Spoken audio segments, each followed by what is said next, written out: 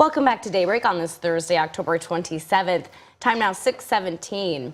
This day in Alaska history, October 27th, 1904, the U.S. Postal Service opens a branch in Knik, making it a bona fide community. In this week's Storytime with Aunt Phil, author Laurel Downing Bill tells us why that branch and Knik didn't last long.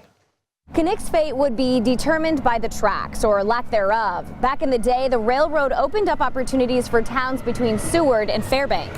But it would also spell the end to Knik, which Laurel at the time was one of the largest communities in the Matanuska Valley because of that ongoing search for gold.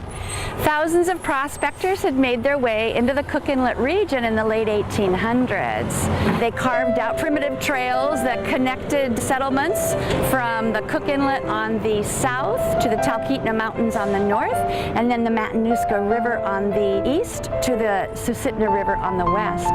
And while not many of the prospectors really made it rich, there was enough commercial activity that the Alaska Commercial Company, which had taken over the assets of the Russian-American Company, did build a trading post at what we know as Knik in 1882. It gets so busy, the locals actually move.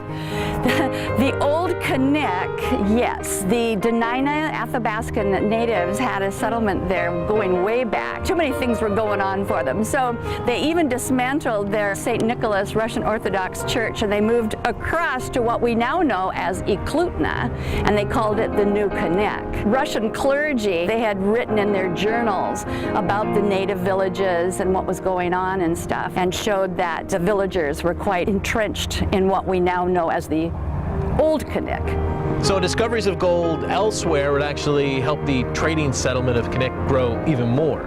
About 1902, 1903, of course, the discovery that led to the birth of Fairbanks brought even more miners in. In fact, at its peak, Knik had 500 residents, and it was the largest town on Cook Inlet at the time. Wouldn't you guess? So what happened? When did Knik fall off the map? 1915, when the decision of the federal government to build the railroad tracks from Seward up to Fairbanks, they bypassed Knik about 13 miles to the north, and they set up a new camp for their railroad at a place that we call Wasilla.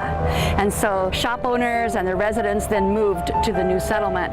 In fact, the only two remaining buildings of the original Knik are the Knik Museum, which used to be the pool hall, and then there's also a very small little cabin that sits next to it. So that's it of the old community. So while the railroad covers a lot of miles, a lot of track, it couldn't go everywhere. So at the very least, Knik will live on in the history books, Aunt Phil's included. Next week, as we head to the polls, we'll look back on Alaska's first territorial election and the lengths our first representatives went to make it the very first session in Juneau in 1913. Some great lengths they went to, some very cool stories ahead next week. And we want to congratulate Laurel and her Aunt Phil's Trunk Alaska History Series for winning some top honors. Literary Classics International awarded Laurel 2 gold medals for publishing exceptional literature for a youth audience at its recent ceremony in Las Vegas. One for Best Nonfiction Series, the other for Best Historical Nonfiction. Laurel, congratulations. That's among nominations from around the world. Doing big things.